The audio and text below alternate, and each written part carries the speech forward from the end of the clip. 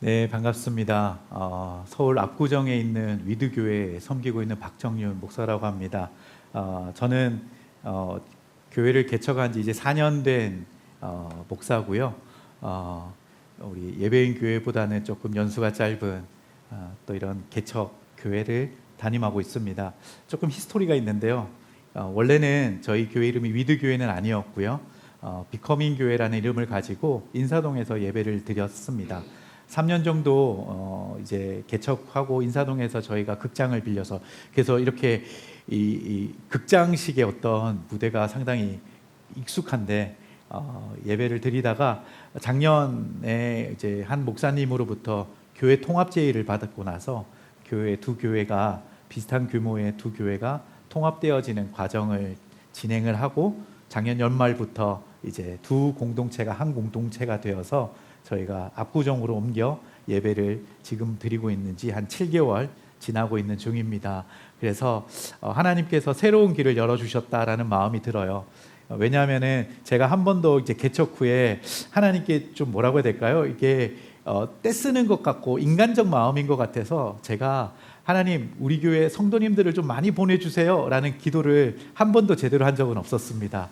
너무 인간적으로 보일까봐. 근데 2024년 초가 시작이 되는데 왜 너는 그걸 구하지 않니? 라는 뭔가 제 마음속에 질책과 같은 마음이 들었어요. 그래서 하나님 앞에 간절히 구하기 시작했습니다. 하나님, 저희 교회가 좀 더 커졌으면 좋겠습니다. 왜냐하면 하나님, 이 교회 공동체가 더 건강하고 또 주의 사역을 위해서 우리가 함께 건강한 공동체로서 세워지고 함께 했으면 좋겠다라는 마음을 저에게 주셔서 또 같이 그렇게 기도했습니다. 그런데 저는 많은 사람들이 관계를 통하여서, 저희도 이제 로컬 처치가 아니다 보니까요, 인사동에 많은 사람들이 이렇게 오기가 쉽진 않은데 하나님께서 어떻게 이 기도에 응답하실까, 관계로 사람들이 점점 늘어나게 될까 생각했는데, 제가 전혀 생각지 못했던 다른 교회와 통합을 통해서 저희 교회 사이즈를 확 키워주셨어요. 갑자기. 그래서 하나님의 방법으로 하나님께서 교회를 세워가신다라는 것을 매 순간마다 경험하면서 기도하고, 그리고 이렇게 교회를 목회하고 있습니다. 제 이야기를 조금 더 드리려고 하는데요. 왜냐하면은 오늘 본문을 직접 들어가기 전에 저도 이제 이 공간이 조금 여러분들하고 호흡하는 게 익숙해져야 될 필요가 있어서 앞에 약간 아이스 브레이크처럼 좀 이야기를 드리려고 합니다. 저는 2021년 4월 달에 교회를 개척했습니다. 2020년부터 여러분 어떤 일들이 우리에게 있었는지 아시죠? 코로나가 터졌고 2020년 2월 달부터 코로나로 인해서 모든 것들이 스탑되어졌습니다. 저도 이전 교회에서 부목사로 있었기 때문에 모든 맡아진 사역들이 스탑되어진 것이 당연했습니다. 그런데 스탑되어지고 나서 기도의 시간을 꾸준히 갖는 도중에 하나님께서 제 마음에 개척이라는 마음을 이렇게 던져주셨어요. 마치 씨앗이 떨궈지듯이요. 근데 떨궈지자마자 제가 쳐내버렸습니다. 하나님, 저는 개척이 아니잖아요. 저는 그런 기질도 아니고 성품도 아니고 뭔가 카리스마적이지도 않고 제가 뭔가 이렇게 주도적으로 해나가는 스타일이 아니라서 저는 개척이 아니다라고 생각했습니다. 그런데 하나님께서 그 씨앗을 한번 떨궈주시고 나서부터는 점점 그 씨앗이 뿌리를 내리고 줄기가 올라오는 것 같은 저의 기도의 자리에서 그 개척의 마음들이 점점 커지는 거예요. 다른 기도가 전혀 되지 않을 정도로. 그게 이제 제가 2020년 상반기에 저의 여정이었습니다. 그러던 중에 하나님 앞에서 이제 이건 도저히 안 되겠다. 내가 개척이 아니다라는 것을 더 분명하게 하나님 앞에서 내가 고백하고 이것들을 더 이상 떠올리지 않게 해주시기를 기도해야 되겠다라고 제가 하나님 앞에 다짐하고 한 자리에 무릎을 꿇었습니다. 그때 이제 제가, 하나님, 이건 아닙니다. 제 마음속에 더 이상 이런 교회 개척에 대한 마음이 커지지 않게 제가 좀 더 잘 준비되어 줄 수 있게 하나님, 이 마음들이 사라지도록 인도해 주시고 역사해 달라고 기도할 때 하나님 제 마음에 감동을 주시는 거예요. 어떤 감동이, 마치 저희가 한 번도 떠올리지 않았는 말씀과 같이 저에게 임하셨는데 저한테 이렇게 이야기하시는 것 같았습니다. 정윤아, 교회는 네가 개척하는 게 아니야. 교회는 내가 세운다. 그리고 너는 제일 앞에 선 팔로우가 돼서 하나님이 교회를 어떻게 세우시고 교회가 안 되는 이 시기에, 다 교회가 문을 닫는다라고 말하는 시기에 하나님께서 어떻게 교회를 세워가는지 너가 선포하고 자랑했으면 좋겠다라는 마음을 저에게 감동처럼 주셨어요. 그 전에 한 번도 그런 감동이 저 안에 있진 않았거든요. 그 말씀에 순종할 수밖에 없었습니다. 그리고 나서 2020년 하반기에 제가 섬기는 교회 담임 목사님께 찾아가서 교회 개척에 대해서 이야기를 했는데요. 이야기를 하자마자 거절당했습니다. 너 교회 개척하면 안 돼. 지금 코로나 중이잖아. 모두가 멈추고 문을 닫고 있는 중에 어떻게 성도님들 앞에서도 또 교회를 개척한다고 말할 수 있겠냐고 거절하셨어요. 다행히 제가 섬겼던 교회는 교회를 개척할 때 이렇게 교회에서 개척할 수 있도록 기도와 모임들을 진행할 수 있도록 열어주시거든요. 그런데 그러지 못하도록 딱 막으신 거예요. 그 다음번에 다시 찾아갔습니다. 저에게 어떤 용기가 그때 있었는지, 하나님, 목사님, 제가 다시 찾아왔는데 교회를 개척할 수 있도록 허락해 주십시오. 만약에 허락하지 않으시면 이달 말에 제가 사임하겠습니다. 무슨 생각을 했는지 제가 그렇게 6년 동안 목회를 했던 교회에서 그렇게 제가 조금 말을 했습니다. 그랬더니 목사님의 표정이 싹 바뀌시면서 너 진짜네? 이렇게 하시는 거예요. 진짜네? 그럼 같이 기도해 보자. 이렇게 하셔서 한 6개월 정도의 시간들을 가지면서 교회에서 준비하고 2021년 4월 달 부활주일 날 개척을 하게 되었는데요. 사실 개척의 과정도 쉽진 않았어요. 성도님들이 교회 안 나오시니까 그때 코로나 때 20%, 30% 이렇게 나올 때 누구를 붙들고 저 교회 개척하니까 기도해 주세요. 교회 개척해요. 이렇게 말할 수 있는 상황들이 없더라고요. 그냥 온라인으로 기도회 하고 줌 모임으로 같이 모임을 진행하고 이게 어떻게 될까 걱정이 많았던 시기를 보내면서 하나님께서 한 교회를 마치 태아가 출생하듯 이렇게 태어나게 하셨습니다. 그리고 지금 4년간의 시간을 보내고 있는데요. 그래서 한 교회가 세워진다라는 게 얼마나 감사한 일이고 얼마나 위대한 일이며 얼마나 하나님께서 세밀하게 간섭하시는 여정인가를 저는 누구보다 잘 알고 있습니다. 제가 왜 이야기를 좀 길게 드렸냐면 제 개척의 이야기를 소개하고 싶어서도 있겠지만요. 이제가 진짜 이야기입니다. 방금 제가 예배인 교회에 같이 앞에 찬양을 하면서 하나님 기도하는 마음으로 이 예배를 시작하고 같이 앉아 있는데 그동안 이성재 목사님으로부터 들었던 교회의 이야기들, 그리고 이 자리에 모여서 함께 예배하는 공동체의 찬양의 소리들을, 예배의 모습들을 제가 느끼고 들으면서 하나님 정말 기뻐하시겠구나. 하나님께서 이 모임과 이 공동체를 너무너무 사랑하신다. 하나님이 이 교회를 이렇게 세우셨다라는 게 제 가슴 깊이 느껴지는 거예요. 그래서 제가 진짜 원래 제가 F이긴 하는데요. F긴 한데 T가 아니고 F인데 근데 오늘 저기 앉아가지고 계속 눈물이 났습니다. 지금도 약간 울컥하는데요. 하나님이 이 공동체를 얼마나 사랑하시는가, 하나님께서 이 공동체의 예배를 얼마나 기쁘게 받으시는가, 이렇게 제 마음에 감동으로 주시는 마음이 있습니다. 이 자리에 여러분들 앞에서 하나님의 말씀을 나누게 돼서 너무나 기쁘고요. 석 달 동안 이성재 목사님이 계시지 않는 동안에 다양한 목사님들의 말씀을 통해서 또 하나님의 큰 은혜를 경험하셨으면 좋겠습니다. 네, 그리고 또 아까 방문하신 분들 두 분이 계셨는데 담임 목사님 안 계실 때 방문해서 조금 아쉬우실 수도 있겠지만 또 우리 성도님들과 더 깊이 교제하면서 더 친밀해지는 우리 성도님들, 오늘 방문하신 분들이 되었으면 좋겠고요. 저도 세 번째로 방문한 사람이니까요. 이따가 끝나고 제가 서먹서먹하게 서 있을 때 인사도 나눠주시고 해주시면 감사하겠습니다.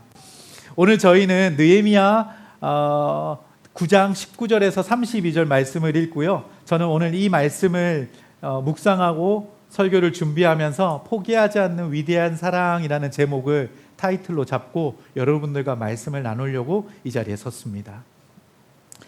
사랑하는 여러분, 우리는 세상에 살아가면서 많은 것들을 결심하기도 하고 결단하기도 하지만 때로는 너무 많이 포기하고 있지 않는가 생각을 해봅니다. 결심했던 게 끝까지 가지 못하는 경우들이 많이 있죠. 한번 쉽게 돌이켜보면 여러분 결심했던 다이어트들이 얼마나 많았습니까? 결심했던 다이어트를 쉽게 포기해버렸던, 다이어트는 내일부터야 라고 하면서 우리가 미뤘던 시기들도 참 많이 있었죠. 그리고 이렇게 다이어트뿐만이 아니라 신앙생활의 여정 속에서도 주일날 말씀을 들으면 그래 내일부터 다시 큐티하는 거야, 내일부터 성경 다시 읽는 거야, 기도 열심히 해보는 거야 이렇게 다짐하지만 우리는 여전히 그 다짐으로부터 쉽게 포기하는 내 자신을 볼 때가 많이 있습니다. 사람들과의 관계도 마찬가지입니다.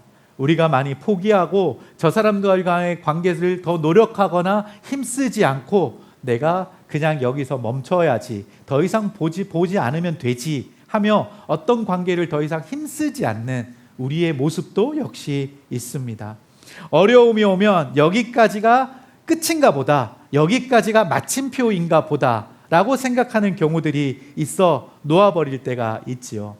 그래서 우리가 다짐할 때 이렇게 쉽게 놓아버리는 우리의 모습을 통해서 작심삼일이다 라는 말을 많이 쓰곤 합니다. 어떤 이들은 3일마다 그럼 다짐하면 되지 않냐라고도 말을 하지만 참 그 다짐을 끝까지 끌고 가기가 쉽지 않습니다. 제가 언젠가 심리학 책에서 본 하나의 이 재미있는 예와 실험이 있었는데요. 한 심리학자가 이런 실험을 했다고 합니다. 두 방을 준비하고요, 두 방에 강아지를 한 마리씩 넣었다고 합니다. 그런데 이 방에는 조금 특별한 장치가 되어져 있었는데요, 밑에 바닥에는 전기 충격이 오는 장치가 되어져 있었대요. 그래서 밖에서 버튼을 누르면 두 방에 동시에 전기 충격이 들어가서 가만히 있던, 아니면 그 방에서 놀고 있던 개가 깜짝 놀라서 문 밖으로 탈출하게끔 구조를 만들어 놓은 거예요. 그런데 두 방 중에 한 방은요, 강아지가 탈출할 때 문을 밀면은 쉽게 열리는 방이었어요. 그런데 또 다른 방은요, 문을 밀면은 열리지 않게끔 해놓은 방이었습니다.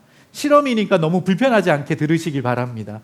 그래서 강아지 두 마리를 각 방에 넣어놓고 이렇게 반복적으로 이렇게 전기 충격을 주기 시작했습니다.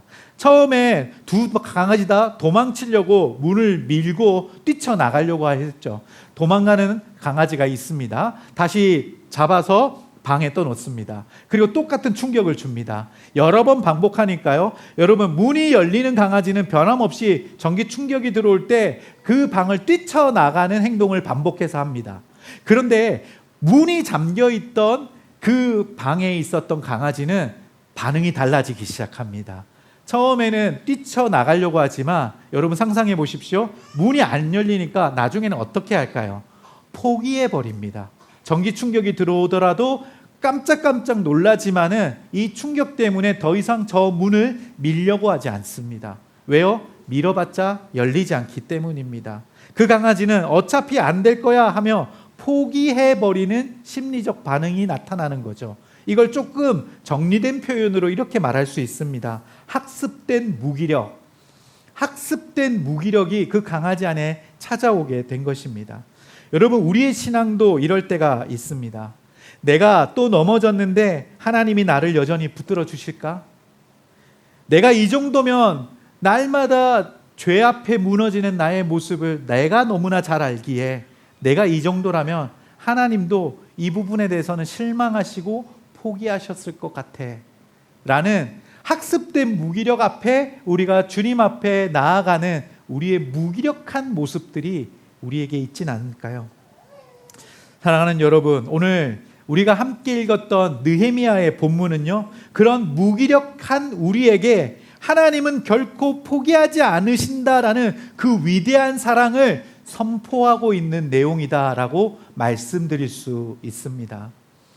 느헤미야 하면은 여러분들이 어떤 이야기와 어떤 스토리와 어떤 배경이 떠오르십니까? 느헤미야라는 성경, 아마 성경을 여러 번 읽어보셨던 분들은 느헤미야서 성벽을 재건하는 이야기지라고 생각하실 것입니다. 맞습니다. 느헤미야는요, 바벨론에게 멸망한 남유다, 북이스라엘은 이미 그전 100년 전에 아수르란 나라에 대해서 멸망을 했죠. 그리고 바벨론에게 멸망한 남유다, 이제 모든 이스라엘이 멸망해 버렸습니다.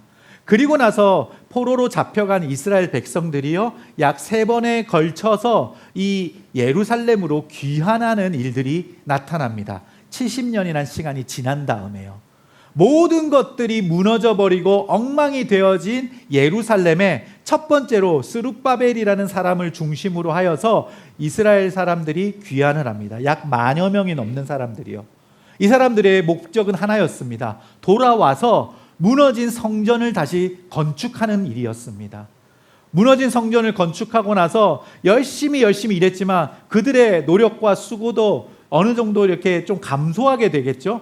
두 번째로 에스라라는 사람이 어느 정도의 사람들과 다시 귀환을 합니다. 그리고 힘을 북돋는 일들을 하게 되죠. 우리가 성전을 건축해야 돼. 하나님의 성전을 예배하는 이 장소를 우리가 힘써 건축해 보자. 이렇게 이야기를 합니다. 그리고 마지막 세 번째로 느헤미야라는 사람이 무너진 성벽을 건축하기 위해서 예루살렘으로 돌아옵니다. 왜 성벽이 무너졌다라는 것이 중요한 상황들이었냐면요, 무너진 성벽 때문에 예루살렘으로 돌아온 이스라엘 사람들이 머물고 있었지만 주변에 있는 많은 침략하는 다른 종족들, 다른 이방인들에게 공격을 아주 노출되어진 상황 속에서 어쩔 수 없이 계속해서 공격받게 되는, 약탈당하게 되는 일들이 계속되고 있었다라는 걸 듣게 되었거든요. 그래서 예루살렘의 성벽을 건축해야 된다라는 생각을 갖고 돌아오게 되죠. 그리고 느헤미야의 성벽 건축은 쉽지는 않았습니다. 주변에 역시나 많은 회방꾼들이 있었고 약탈자들이 계속해서 느헤미야를 공격했습니다. 하지만 느헤미야는 하나님 앞에 기도하고 예루살렘에서 이 이스라엘 사람들과 함께 마음을 모아서 약 52일 동안의 시간 안에서 이 성벽을 다시 건축하게 됩니다. 아주 임팩트 있고 집중적으로 성벽을 건축하게 되죠. 이제 미션이 완료되었습니다. 그러면은 이 느헤미야서는 마무리가 되어져야 하는데, 이 느헤미야서의 성벽 건축 이후에 절반의 또 내용이 전개되어집니다. 쉽게 말씀드려서 느헤미야의 성벽 건축은 끝났지만 이제 실질적인 느헤미야와 이스라엘 백성들이 하나님의 성전 앞에서 그들이 새롭게 변화되고 회복되어져야 될 것들에 대해서 노력하고, 그리고 그들의 영적 회복을 다시 외치는 자리가 이 8장부터 계속해서 설명이 진행이 되어집니다. 오늘은 그 중에서 9장의 내용을 함께 살펴본 것입니다. 이스라엘 백성들은 단순히 성벽을 세우는 것으로 끝나는 것이 아니라 무너진 신앙과 마음의 성벽이 회복되어지기를 바라는 마음으로 이제 그 성전 앞에, 성벽 안에서 모여 함께 그들이 부르짖고 예배하고 찬양하고 있는 모습들입니다. 그래서 그들은 자신들이 해야 될 모든 일들을 멈추며 금식하고 굵은 베옷을 입고 흙을 뒤집어 쓴 채 하나님 앞에 나아가 회개하기 시작합니다. 모든 백성이, 모든 회중들이 그 광장 앞에 모입니다. 하루의 4분의 1, 그러니까 하루의 시간 중에 4분의 1 시간을 말씀을 듣고 나머지 시간은 죄를 자백하며 고백하는 시간을 그 예루살렘에 모인, 포로로 잡혀 있었던 시기를 떨쳐버리고 귀환한 그 이스라엘 백성들이 그 일들을 하게 된 것입니다. 느헤미야 9장은 이스라엘 백성이 회개하는 것으로 시작합니다. 회개하는 것으로 시작하여서 그들에게 역사하셨던 하나님에 대해서 고백하는 장면으로 이어지게 되고, 여러분들과 함께 읽었던 19절부터 32절의 말씀은 그들에게 행하셨던 하나님, 그리고 그들의 선조에게 행하셨던 하나님의 놀라운 일들에 대해서 느헤미야와 이스라엘 백성들이 자신들의 입으로 고백하는 장면이다라고 말씀드릴 수 있을 것 같습니다. 특별히 우리가 함께 읽었던 본문 19절부터 32절까지는 반복되어지는 고백이 있습니다. 그것은 무엇이냐면요, 19절 초반에 시작하는 말씀과 같습니다. 주께서는 주의 크신 긍휼로 그들을 광야에 버리지 아니하시고, 주께서는 주의 크신 긍휼로 그들을 광야에 버리지 아니하시고. 우리가 오늘 32절까지 읽으면서 하나님은 이 위대하신 능력과 하나님의 마음으로, 사랑의 마음으로 이스라엘 백성들을 광야에서 버리지도 않으시고, 이 느헤미야와 이스라엘 백성들이 고백하고 있는 이 시기까지 수백 년의 시간 동안 그들을 보호하시고 인도하셨다라는 것을 노래하고 찬양하고 있습니다. 그분은 어떤 분이냐고요? 위대하시며 크고 놀라운 사랑을 보이시는 하나님이라는 사실을 말해주고 있습니다. 여러분, 포기하지 않는 위대한 이 사랑이 수천 년 전 이스라엘 백성들에게만 머무르며 그들에게만 역사하셨던 사실로 우리에게 다가오는 것이 아니라 지금도 우리에게 포기하지 않는 위대한 사랑으로 다가오시는 그 주님이 되심을 여러분들이 오늘 기억하셨으면 좋겠습니다. 여러분, 하나님의 사랑은요, 우리의 어떠함으로 그 사랑의 깊이와 사랑의 능력이 우리에게 주어지는 것이 판단되어지거나 측량되어지는 것이 아닙니다. 다시 말씀드릴까요? 우리의 어떠한 자격이나 아니면 우리의 어떠한 공로나 내가 하나님 앞에서 이런 것들을 행하였습니다라는 것 때문에 하나님의 사랑이 우리에게 주어지는 것이 아니다라는 것입니다.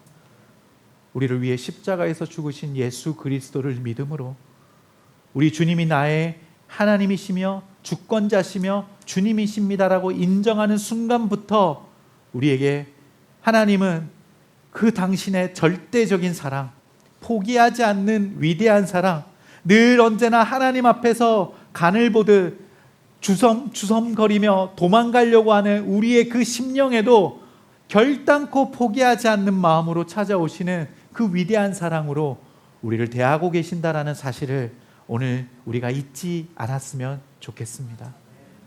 저는 오늘 이 위대한 사랑, 포기하지 않는 위대한 사랑을 함께 읽었던 본문의 말씀 안에서 세 가지 정도 한번 여러분들과 생각해 보려고 합니다. 포기하지 않는 위대한 사랑, 첫 번째는 바로 광야에서도 포기하지 않으시는 하나님이라는 사실입니다. 오늘 19절부터 21절 사이에는요, 이 선조들이 광야 생활 가운데서 머물렀던 여러 이야기들을 그들이 분명히 들었을 거 아니에요. 이 후손들이 들으면서 하나님이 이런 우리를 인도하셨다라는 사실을 고백하며 그들이 대신 이런 하나님에 대해서 찬양하고 있습니다. 백성들은 이집트에서 기적적으로 구원받고 그들이 나왔음에도 불구하고 광야에서 원망하며 우상을 만들었던 자신들의 선조들에 대한 이야기를 합니다.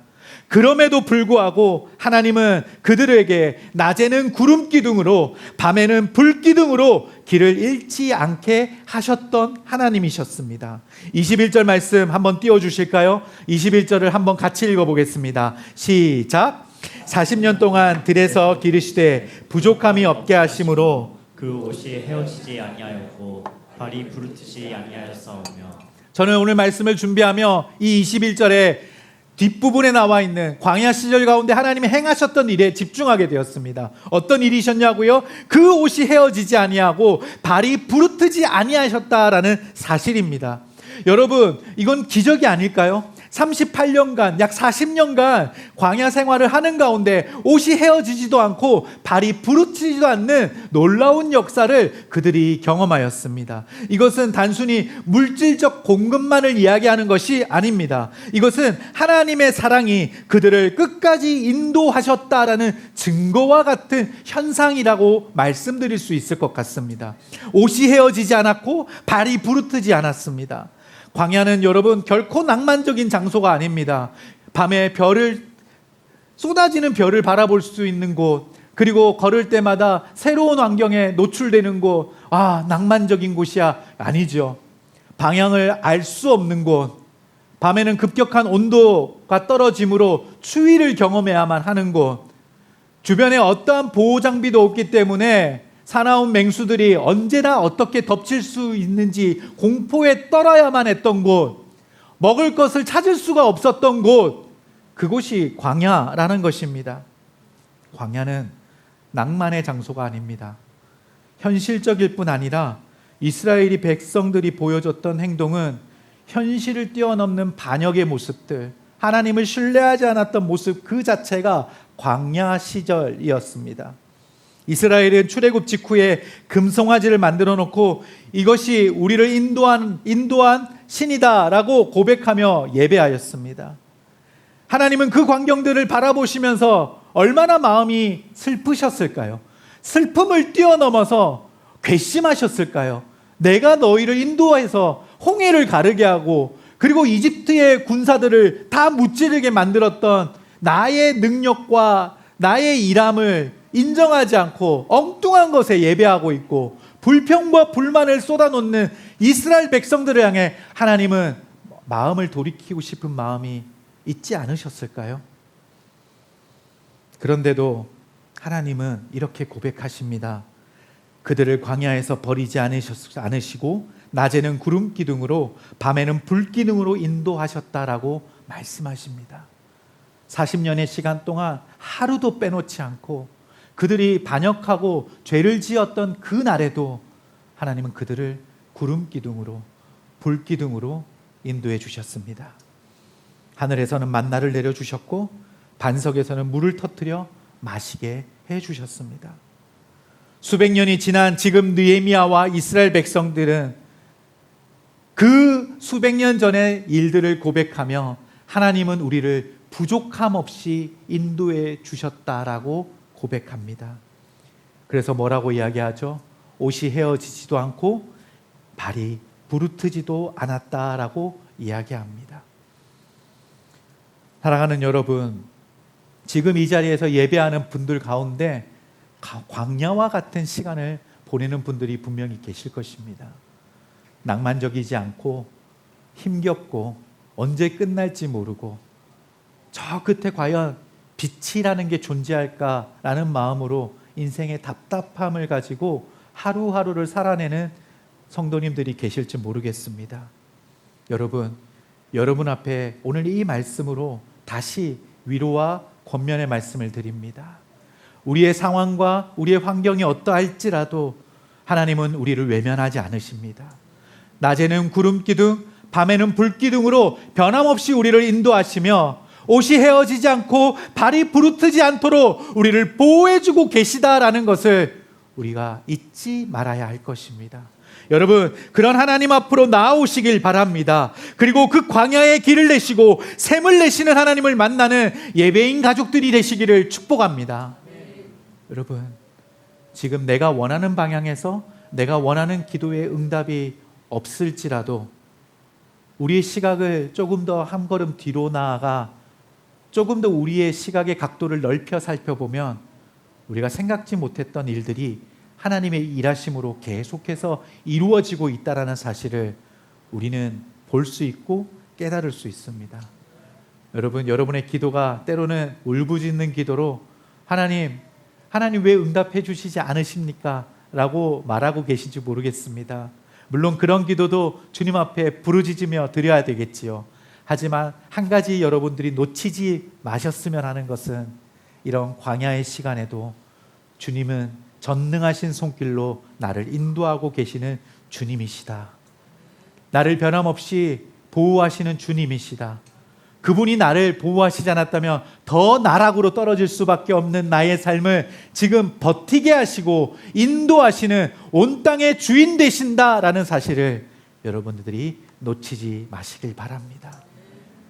두 번째로, 포기하지 않는 위대한 사랑은 반복되는 배신에도 인내하시는 하나님 되신다라는 것이죠. 오늘 26절부터 30절의 말씀 가운데 26절을 한번 읽어보도록 하겠습니다. 같이 한번 다시 읽어보겠습니다. 그들은 순종하지 아니하고 주를 거역하며 주의 율법을 등지고 주께로 돌아오기를 권면하는 선지자들을 죽여 주를 심히 모독하였나이다. 이스라엘은 구원받고도 배신하고 말씀을 듣고도 무시하고 심지어 하나님의 사람, 지금 이 선지자들을 죽이기까지 했던 자들이 바로 이스라엘 백성들이었다라고 지금 후손인 이 사람들이 고백하고 있습니다. 그런데 여러분, 이 말씀 다음에 어떤 말씀이 나올까요? 27절 이어서 한번 같이 읽어보겠습니다. 그러므로 주께서 그들을 대적의 손에 넘기사 그들이 공고를 당하게 하심에 그들이 환난을 당하며 주께 부르짖을 때에 주께서 하늘에서 들으시고 주의 긍휼로 그들에게 구원자를 주어 그들을 대적의 손에서 구원하셨거늘. 그렇습니다. 그들이 그런 나쁜 짓을 하고 하나님을 등지는 행위들을 했을 때 하나님께서는 그들을 때론 대적의 손에 넘기셨습니다. 권고를 당하게 하셨습니다. 하지만 여러분, 이것으로 끝난 것이 아니었습니다. 중간 부분에 이런 표현이 있죠. 주께서 하늘에서 들으시고, 오늘 개역개정 성경에서는요, 들어와 있지 않은 하나의 접속사가 있습니다. 그게 뭐냐면 그러나입니다. 이랬던 그들에게 그러나 그들의 부르짖음을 들으셨다라는 것입니다. 주의 크신 긍휼로 그들에게 구원자를 주셨다라는 사실을 여러분들이 이 말씀 속에 확인해 볼 수가 있습니다. 여러분, 이런 말씀이 계속해서 반복되어집니다. 28절에서는요, 그들이 돌이켜 주께 부르짖음에 주께서 하늘에서 들으시고 여러 번 주의 긍휼로 건져내시고 라는 표현이 있고요, 31절에서는요, 주의 크신 긍휼로 그들을 아주 멸하지 아니하시며 버리지도 아니하셨사오니 주는 은혜로우시고 불쌍히 여기시는 하나님이심이니이다 라고 이스라엘 백성들이 하나님의 포기하지 않는 사랑을 지금 증언하고 고백하고 있습니다. 우리 선조들이 이렇게 하나님을 떠나고 배신하고 선지자들을 죽이기까지 했지만 하나님은 그러나 결코 포기하지 않는 사랑으로 이스라엘을 붙들어 주셨다라는 것입니다. 여러분, 이 상황들은요, 단순히 주님의 인내로서만 고백할 수 있는 상황이 아니었습니다. 주님이 그냥 참으셨다라는 것으로만 우리가 고백할 수 있는 내용이 아닙니다. 이것은 바로 포기하지 않는 위대한 사랑이라는 것입니다. 여러분, 이 포기하지 않는 사랑에 대해서 여러분이 한 번쯤은 들어보셨던 팀 켈러 목사님이라는 분은 이 포기하지 않는 하나님의 사랑에 대해서 탕부 하나님이라는 표현으로, 탕부 하나님이라는 제목으로 된 책에 이 하나님을 고백하고 설명하고 있습니다. 여러분, 누가복음 15장에 살펴보면요, 예수님이 비유로 말씀하시는 하나의 이야기가 등장하는데요, 이것은 한 아버지와 두 아들에 대한 이야기입니다. 여러분들이 잘 아시는 이 이야기의 제목은요, 탕부 하나님이 탕부 아버지가 아니라 바로 탕자에 대한 이야기라고 여러분들이 기억하고 계실 것입니다. 그래서 우리는 그 두 번째 아들, 아버지의 재산을 미리 받아서 세상으로 가서 허랑방탕하게 다 쓴 다음에 본인이 터벅터벅 집으로 돌아올 때 그 탕자가 아버지께로 돌아왔을 때 받아주시는 그 이야기로 우리는 집중해서 탕자가 주인공처럼 생각될 때가 있는 것 같습니다. 여러분, 근데 그 이야기는요, 탕자가 주인공이 아니라 그럼에도 불구하고 아버지께로 돌아온 아들을 받아주는 넉넉한 사랑을 가지신 아버지, 즉 탕자가 아닌 탕부, 허랑방탕한 사랑을 갖고 있는, 모든 것들을 소비하는 사랑을 품고 있는 그 아버지가 주인공이라는 사실을 여러분들이 다시 한 번 더 생각해 보셨으면 합니다. 모든 것들을 탕진하고 돌아온 둘째 아들과 그 둘째 아들을 받아줌으로 자신은 아버지 밑에서 철저하게 순종하며 살았는데 저 아들을 다시 받아준다고요? 라고 질투하며 아버지께 항명했던 그 첫째 아들도 아버지가 품어주는 그 스토리를 여러분들은 탕부, 프로디갈이라는 단어로 표현하고 있는 과소비하는 사랑으로 받아주시는 아버지 하나님의 사랑을 우리가 기억해야 될 것입니다. 하나님은 바로 이런 분이십니다. 하나님은 우리가 때로는 배신하고 때로는 하나님을 잊어버리고 내가 하나님과 조금 거리를 두는 상황 속일지라도 오래 참고 인내하며 우리를 기다리시고 그리고 포기하지 않는 사랑으로 우리를 받아주시는 분이 바로 하나님이십니다. 하나님은 약속을 기억하십니다. 우리는 때론 그 약속을 잊어버리는 존재이다 할지라도 하나님은 약속을 결코 잊지 않고 우리를 기억하고 받아주시는 분이 되십니다. 우리의 삶에 가나안이 찾아올 때가 있습니다. 하나님을 믿고 따르지만 대적들의 공격이 있고 죄의 유혹 가운데 쓰러지기까지 합니다. 하지만 우리를 끝까지 기다리시는 하나님을 기억하고 다시 돌아오시고 주님을 붙드시길 바랍니다. 지금은 안 보일지 모르지만 이미 예비되어져 있는 하나님의 승리를 기억하며 돌아오는 우리 예배인 가족들 되셨으면 좋겠습니다.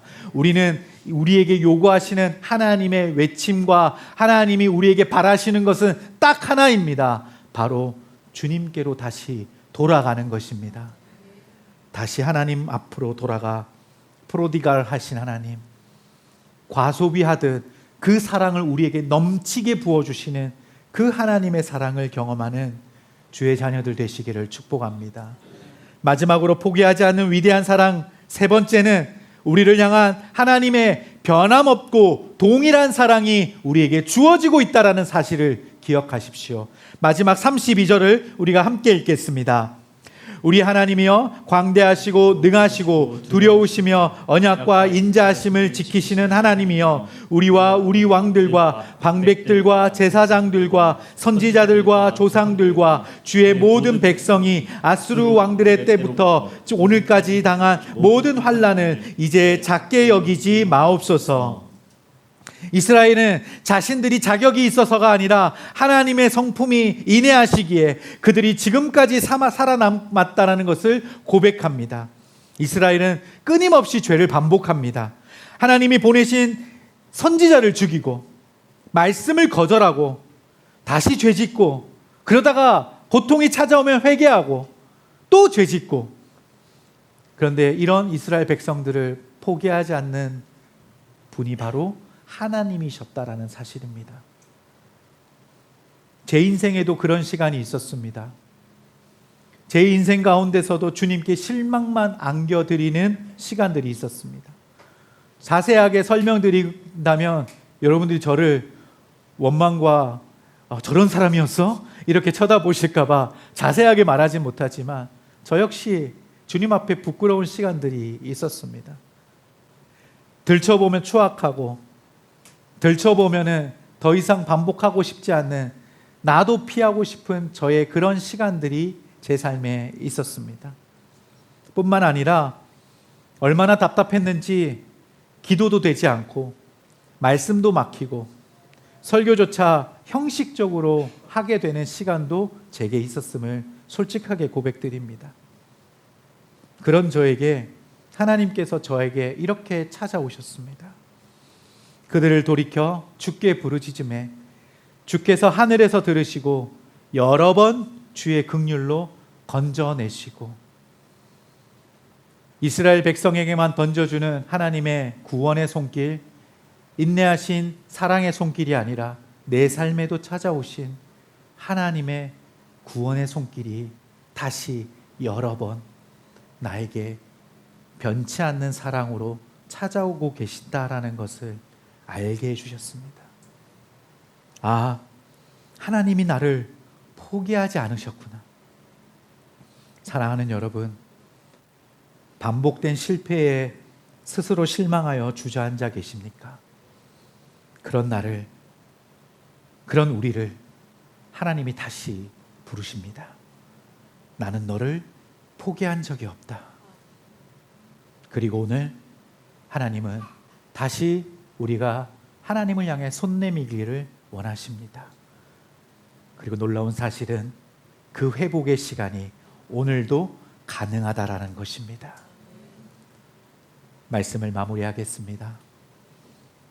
하나님은 나를 포기하지 않으셨습니다. 나도 나를 포기한 시간들이 있으십니까? 구제불능과 같은 나의 모습들이 있지 않으십니까? 끊어버려야지 하는 죄의 모습, 세상의 즐거움보다 하나님을 더 찾아야지 하는 나의 결단들, 그런데 잘 되지 않죠. 잘 이루어지지 않는 것 같습니다. 근데 오늘 이 말씀을 기억해 보십시오. 반복되어지는 실수와 반복되어지는 죄는 단순히 과거 이스라엘의 기록과 증언이 아니었습니다. 다시 수천 년이 지난 이 시간, 다시 우리에게, 나에게 주시는 말씀입니다. 어떤 분은 저에게 이렇게 말할지도 모르겠습니다. 목사님, 저는 너무 많이 실패했습니다. 예배도 놓치고 기도도 잘 안 하고 말씀도 안 읽은 지 오래입니다. 하나님도 이제 저 같은 사람을 아마 포기하셨을 것입니다. 그런데 여러분 기억하십시오. 하나님은 광야의 이스라엘 백성들도 포기하지 않으셨습니다. 선지자를 죽인 세대도 포기하지 않으셨습니다. 그리고 지금 우리도 포기하지 않고 계십니다. 오늘 사랑하는 예배인 성도님들에게, 예배인 가족들에게 이 말씀이 새겨지기를 바랍니다. 하나님은 광야의 나를 인도하십니다. 하나님은 죄 많은 나를 다시 부르십니다. 하나님은 오늘도 나를 기다리십니다. 이제는 우리가 그 사랑 앞에 다시 돌아설 시간입니다. 여러분에게 요구되어지는 것은 하나도 없습니다. 단 딱 한 가지가 있다면 그분께 다시 손을 내미는 것입니다. 믿음으로 나아가는 것입니다. 지금 이 순간 결단하는 예배인 가족들 되시기를 바랍니다. 느헤미야 9장은 단순한 과거 회상의 기록이 아닙니다. 넘어지고 배반했던 이스라엘의 역사 속에서도 하나님은 인내와 긍휼로 끝까지 함께 하셨다라는 포기하지 않는 사랑의 이야기입니다. 그리고 그것은 우리에게 주어지는 이야기이기도 합니다. 하나님은 지금도 우리를 포기하지 않으시고 기다리십니다. 나의 실패에도 불구하고 기다리십니다. 나를 절대로 포기하지 않으시는 하나님의 사랑을 경험하는 복된 삶이 되시기를, 그런 예배인 가족들이 되시기를 축복합니다.